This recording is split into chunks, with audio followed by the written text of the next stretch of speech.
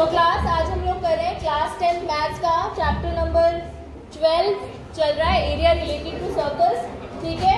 और इसमें हमने अभी एक्सरसाइज 12.1 हम ऑलरेडी कंप्लीट कर चुके हैं। एक्सरसाइज 12.2 के भी कुछ क्वेश्चंस हम ऑलरेडी क्लास में डिस्कस कर चुके हैं प्रीवियस सेशंस में। आज हम लोग करेंगे एक्सरसाइज 12.2 का क्वेश्चन नंबर 5 डिस्कस, यहाँ से स्टार्टिंग करेंगे। तो लेट्स स्टार्ट।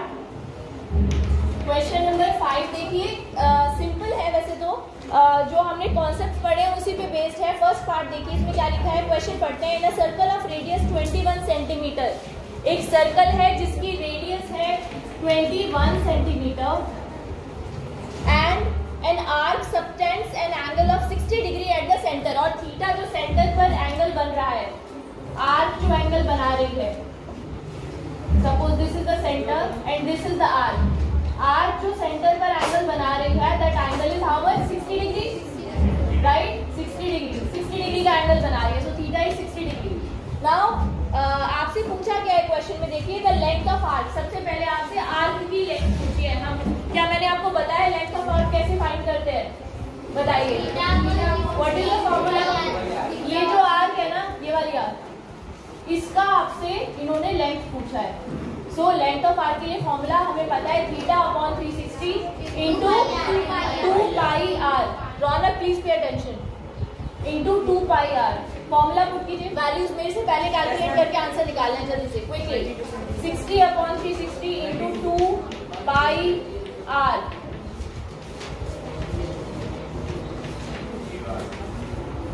वन अपॉन 6, तो इट विल बी 2 3, ठीक है। 3 से 3 कैंसिल हो गया, 22 सेंटीमीटर। कुछ बच्चों ने अभी तक फाइंड नहीं किया है। I have already found the answer. How many of you have solved the answer this question, this part of the question? Okay, चलो सेकंड पार्ट देखते हैं। फर्स्ट पार्ट हो गया, नोट कीजिए। फर्स्ट पार्ट कर लिया हमने, लेंथ ऑफ आर्क निकालनी थी, यूनिट लगा दी, 22 centimetre is the answer, right. Second part solve करते हैं। Area of the sector formed by the arc. Sector, ये जो आर्क है ना, इस आर्क की वजह से एक सेक्टर बन रहा है। सेक्टर का नाम क्या है, सेक्टर OAB। आपको इस सेक्टर का एरिया फाइंड करना है, and you already know how to find the area of the sector, right. What is the formula? Theta upon 360 into pi r square. Do we have R? Do we have R? Value of r? Yes. Do we have the value of theta? Yes. Just put the values in the formula and shall I erase it? Yes, ma'am. चलो ठीक है, note कर लिया ना बेटा सबने? Area of sector. Area of sector is nothing but theta upon 360 into pi r square. Theta is 60 upon 360 into pi r square, 21 into 21. Solve it and tell me the answer. बताइए क्या answer आया? हाँ जी, solve किया आपने? Solve किया 231 centimetre square area है ना। Unit ठीक से लगानी, यूनिट में गलती नहीं करनी है। समझ में आ गया बेटा? इधर पीछे गर्ल्स सबको समझ गई ना? आपको समझ में आ रहा है? यस। क्या आपने सॉल्व किया क्वेश्चन? क्यों? जल्दी कीजिए, नोट कीजिए। नंदिनी आपने सॉल्व किया? इधर पीछे हार्दिक आपको समझ आया? Why are you sitting like that?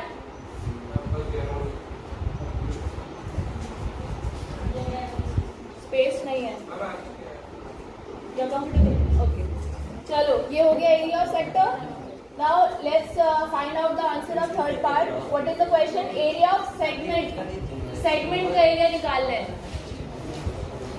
Shall I erase it? Yes, ma'am. ये निकाल लिया, एरिया ऑफ सेगमेंट। आपको सेगमेंट नजर आ रहा है क्या यहाँ पर? अभी नहीं आ रहा है। Let's make the segment.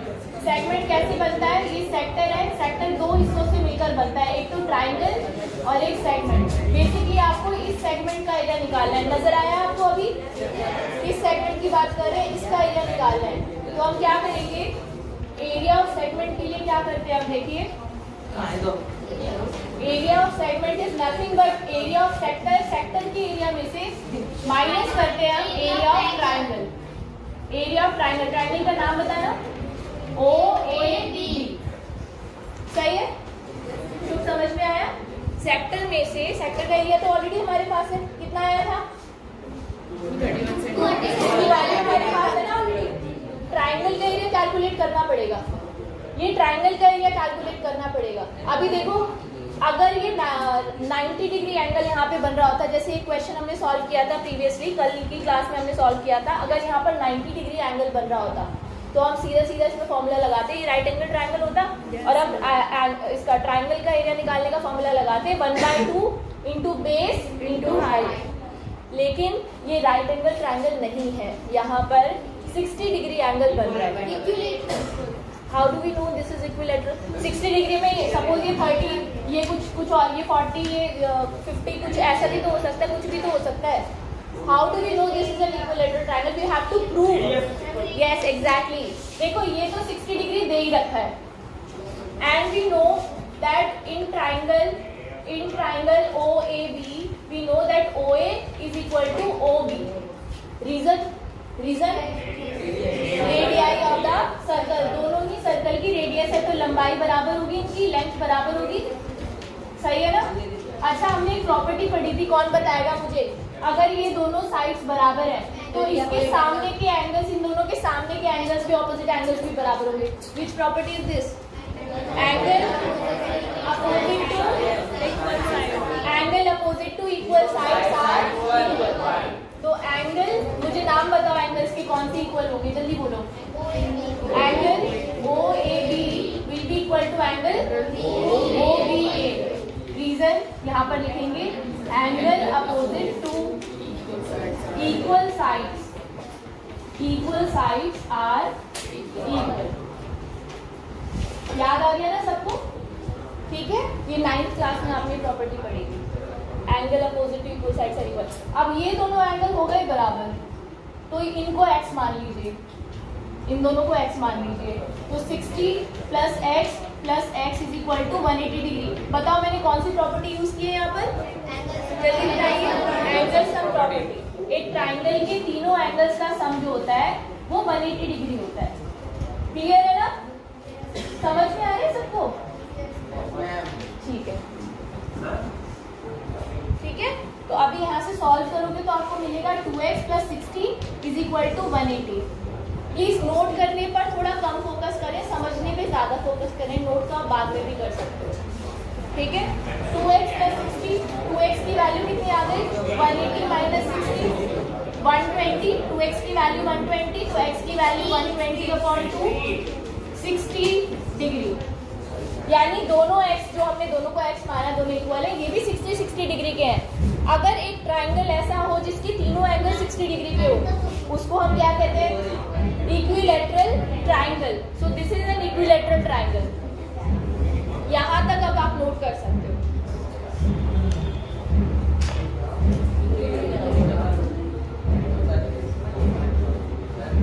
हो गया? यस।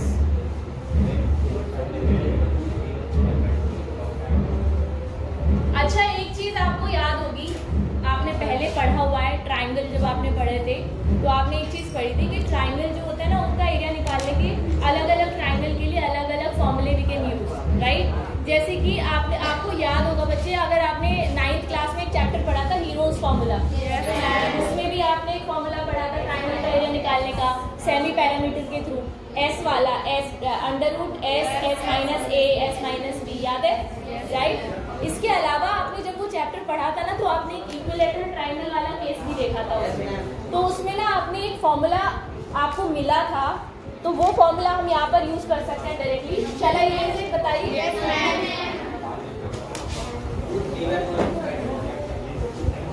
एक फॉर्मूला आपने पढ़ा था, area of equilateral triangle.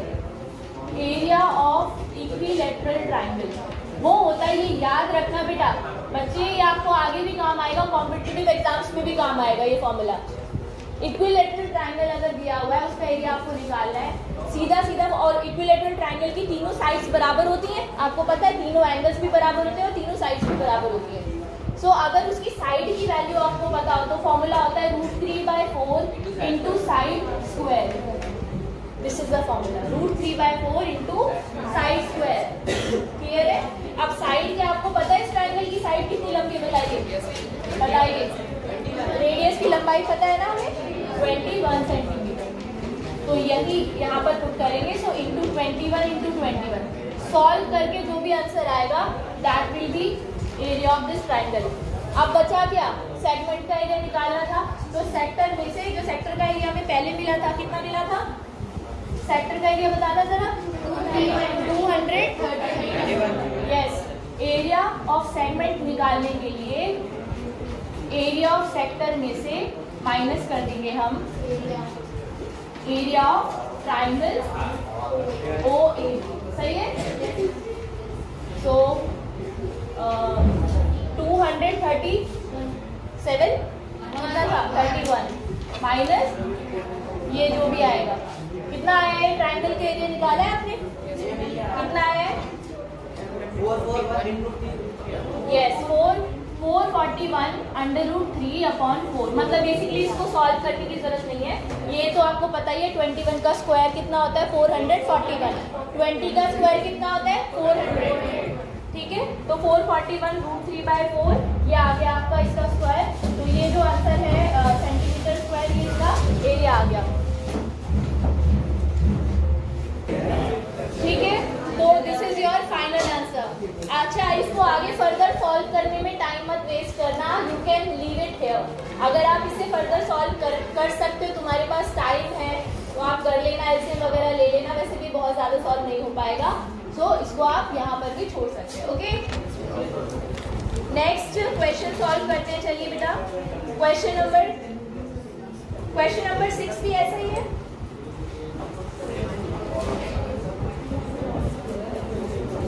Question number 6 में क्या है, मेजर और माइनर सेगमेंट का एरिया निकालना है। तो अ cord of a circle of, yes discussion किस लिए हो रहा है, इसे इरेज कर दूं। क्वेश्चन नंबर 6 देखते हैं। क्वेश्चन नंबर 6 में आपको बोला है अ cord of a circle of radius 15 centimetre. Radius कितनी दी हुई है 15 centimetre. Subtends an angle of 60 degree at the centre. Angle again दोबारा से 60 डिग्री दिया हुआ है, सेंटर पर बनाती है chord. Find the areas of the corresponding minor segment and major segment of the circle. इन्होंने ना तो सेक्टर का एरिया हमसे पूछा है, ना लेंथ ऑफ आर्क पूछी है, डायरेक्ट सेगमेंट का एरिया पूछा है। बेसिकली निकालना तो हमें सब कुछ पड़ेगा, हमें सेक्टर का एरिया भी निकालना पड़ेगा, है ना, सारी चीजें निकालनी पड़ेगी। तो लेट्स सी हम कैसे कर सकते हैं, क्या कोई ऑल्टरनेटिव है हमारे पास। तो सेगमेंट का एरिया निकालना है। सेगमेंट के एरिया के लिए फिर से आपको सेम चीज करनी है जैसे अभी हमने इस वाले क्वेश्चन में किया था, है ना। कौन सा सेगमेंट निकलेगा, लेकिन माइनर के मेजर बताओ। हाँ नहीं, दोनों तो निकालने। अभी इससे कौन सा निकलेगा, जो अभी हमने प्रोसेस की है उससे कौन सा सेगमेंट निकलेगा, माइनर सेगमेंट। तो सबसे पहले एरिया ऑफ सेक्टर निकालिए। सेक्टर का एरिया कैलकुलेट करके बताओ। चलो अभी मैं नहीं कर रही हूँ बोर्ड पर सॉल्व, आप खुद करेंगे।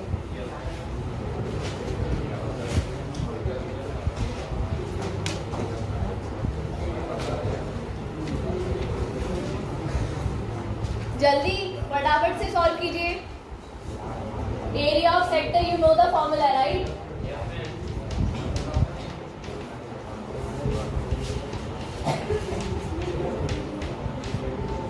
अच्छा, क्या इन्होंने थीटा दिया हुआ है कि पाई की वैल्यू दे रखी है, कितनी दे रखी है 3.14 ले ली है। ठीक है, पाई इज 3.14। इनफैक्ट इन्होंने √3 की वैल्यू भी दी हुई है क्वेश्चन में। सो पाई ये हो जाएगा and r 15 square. Solve it.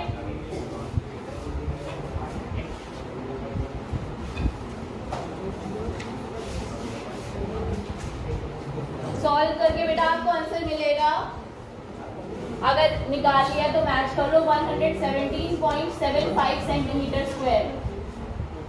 15 का स्क्वायर कितना होता है बताओ। इसको सॉल्व करके 1/6 आया। आपको बेसिकली इसकी वैल्यू निकालनी है, तो that will B 117.75 centimetre square. क्या यही आ रहा है आपका आंसर? Yes sir. कितने बच्चों को आंसर मिल गया? क्लास देखिए, इसके बाद आपको निकालना है area of sector. Area of sector OAB, sorry sector तो निकाल चुके हैं ना। Area of triangle OAB, formula आपको पता है, ये भी पता है आपको कि इक्विलैटरल ट्राइंगल है। मैं यहाँ नहीं लिख रही हूँ, लेकिन एग्जाम में आपको पूरा लिखना है, ठीक है। Area of triangle OAB equilateral triangle है, तो यहाँ पर 60 डिग्री 60 डिग्री ये होगा। Formula is √3/4 side square. Side अब की बार कितनी है? 21 नहीं है, कितनी है? 15 सेंटीमीटर। तो यहाँ पर √3/4 इंटू 15 स्क्वायर आप लिखेंगे। सॉल्व करके देखिए कितना आंसर आया। रूट, अच्छा यहाँ पे √3 की वैल्यू दे रखी है इन्होंने, तो आपको सॉल्व करना होगा। यानी कि कितना है? 1.73 इंटू 225/4, ठीक है, सेंटीमीटर स्क्वायर। ये आपको ट्राइंगल का एरिया निकल गया। अभी सेगमेंट का एरिया निकालना है, एरिया ऑफ माइनर सेगमेंट। देखो यहाँ तक तो वही कुछ है जो अभी हमने प्रीवियस क्वेश्चन में किया था, सब कुछ वही कर रहे हैं। सेक्टर का एरिया में से माइनस करना होगा ट्राइंगल का एरिया। 1.73/4 इंटू 225, इसको फर्दर भी सॉल्व कर सकते हो आप। अब बात आती है मेजर सेगमेंट का एरिया कैसे निकालेंगे। तो मेजर सेगमेंट का मतलब है इस सेगमेंट को छोड़ के, जो मैंने यहाँ पे लाइंस वाला एरिया दिखाया ना आपको, लाइंस वाला जो पोर्शन है, इसको छोड़कर जितना भी पोर्शन है सर्कल का, दैट इज मेजर सेगमेंट। तो आप क्या करोगे? यस, सर्कल के एरिया में से किसका? ट्राइंगल का, माइनर सेगमेंट का। इस पूरे सर्कल का एरिया निकालिए πr² वाले फॉर्मूले से, ठीक है। इसके बाद आपको क्या करना है वो मैं यहाँ लिख रही हूँ। आपको पूरे सर्कल का एरिया निकालना है। Area of circle which is πr²। r आपके पास है ऑलरेडी, r आपके पास ऑलरेडी है रेडियस, ठीक है। आपको मेजर सेगमेंट का एरिया निकालना है, तो क्या करना पड़ेगा? सर्कल के एरिया में से माइनस करना पड़ेगा माइनर सेगमेंट का area, area of minor segment. That's it, हो गया।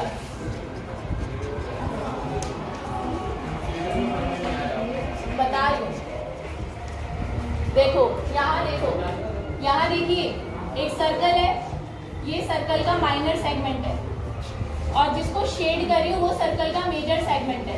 ये देखिए, अगर आपको पूरे सर्कल का एरिया मिल जाए, उसमें से आप इस लाइन वाले एरिया को निकाल दो, माइनस कर दो, तो बचेगा क्या? Shaded region. आ गया समझ में? तो यही आपको यहाँ पर बोला है, मेजर सेगमेंट का एरिया अगर आपको निकालना है तो पूरे सर्कल के एरिया में से πr² में से आपको माइनर सेगमेंट का एरिया माइनस करना होगा। क्लियर है? अगर ये सिर्फ सोचो, अगर ये माइनर सेगमेंट पूछते ही नहीं, अगर वो डायरेक्टली मेजर सेगमेंट पूछते, तब भी आपको माइनर सेगमेंट का एरिया निकालना पड़ता। आ गया समझ में? यस, चलो नोट करो।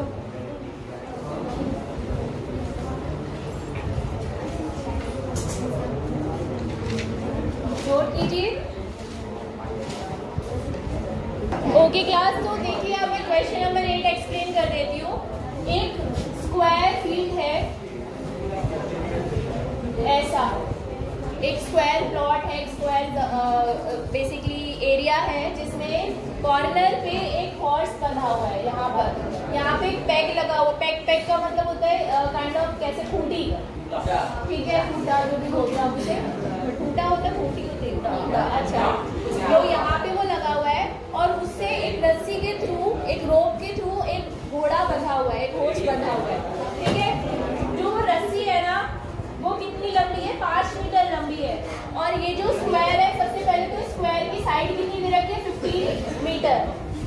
15 मीटर, चारों साइड्स बराबर होती है स्क्वायर की, आपको तो मालूम है ना। इसके कॉर्नर पे एक रस्सी से वो हॉर्स बंधा हुआ है। तो उन्होंने पूछा है कि बताओ, फर्स्ट क्वेश्चन पूछा है, the area of the part of the field in which the horse can graze. कहाँ वो, इस ये जो प्लॉट है, इसका कितना हिस्सा ऐसा है जिसमें वो घोड़ा चढ़ सकता है, घोड़ा ग्रेज कर सकता है, ठीक है। तो देखो अब आप इमेजिन करो, एक रस्सी है, तो मैक्सिमम वो जितना खींच सकता है उसको उतना ही मैक्सिमम ग्रेज कर सकता है। तो रस्सी को उसने मान लो सीधा पूरा खींच लिया, तो वो इस तरीके से ग्रेज कर पाएगा ना, है ना, ऐसे रस्सी बीच यहाँ से तो बंधी हुई है, तो वो इसी तरीके से तो ग्रेज कर पाएगा। तो ये जो पोर्शन है ये क्या नजर आ रहा है आपको, ये क्या चीज है? सेक्टर। कैसा सेक्टर? क्वाड्रेंट। यहाँ पे 90 डिग्री बन रहा है ना, तो ये क्वाड्रेंट है। क्वाड्रेंट का एरिया निकालना आपको आता है, तो आपको इसका एरिया निकालना है, एरिया ऑफ क्वाड्रेंट।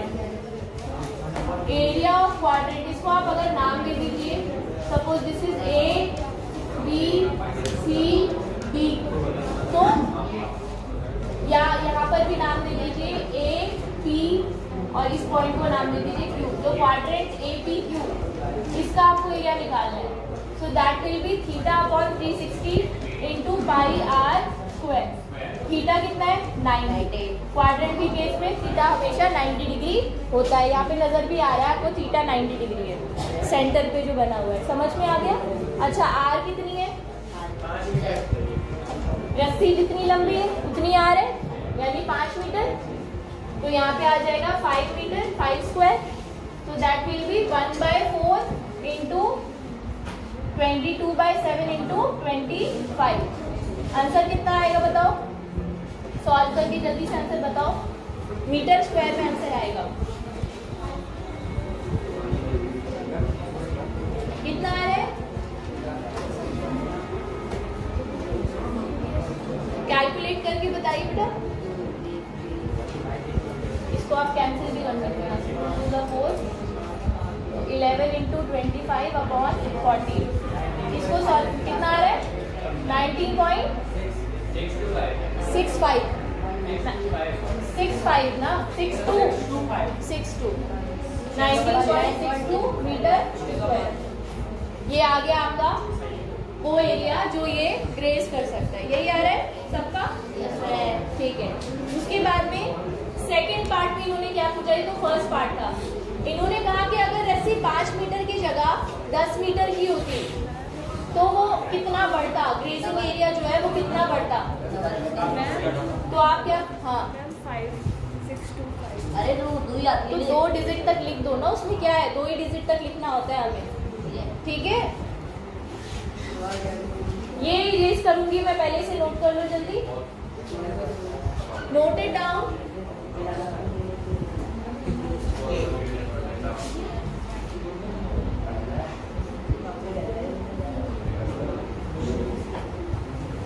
कर लिया बेटा वो?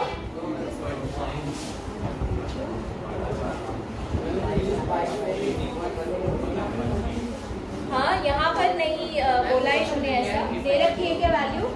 पाई की वैल्यू 3.14। तो ठीक है, आप 3.14 पुट कर देना। 22/7 की जगह 3.14 पुट कर देना इसकी वैल्यू, क्वेश्चन में गिवन है। तो it will be 1/4 into 3.14 into 25। Answer तो आपका फिर भी सेम ही आएगा, 19.62 मीटर स्क्वायर। अब हम निकालेंगे कि अगर रस्सी 5 मीटर की जगह 10 मीटर की होती तो कितना, तो भी सेम फॉर्मूला यूज करते, सेम तरह से, बस रेडियस 5 की बजाय कितनी हो जाती? 10 हो जाती। तो एरिया ऑफ ग्रेजिंग एरिया, यहाँ पे ऐसे लिखना, grazing area when the rope is कितने मीटर? 10 metre long. अगर 10 मीटर लंबी होगी तो सेम फॉर्मूला यूज होगा। देखो 90/360 इंटू 3.14 इंटू 10 इंटू 10। सॉल्व करके बताओ कितना है। ये तो इजी है वैल्यू,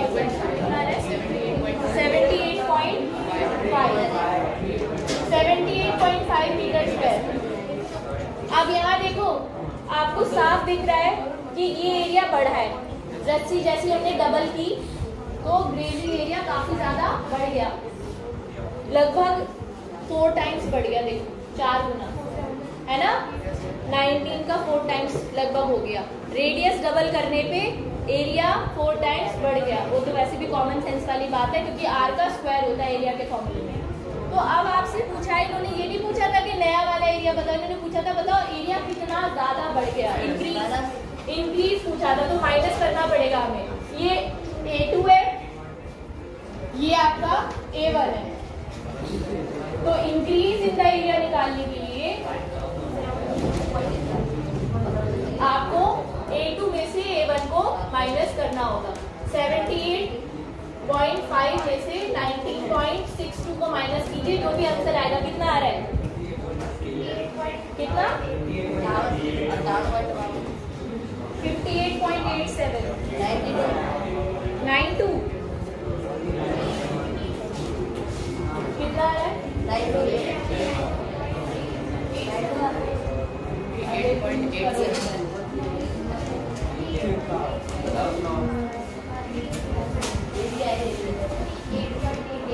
58.88 मीटर स्क्वायर। ये एरिया इंक्रीज हुआ है, नोट कीजिए। क्वेश्चन समझ में आ गया ना? ठीक है।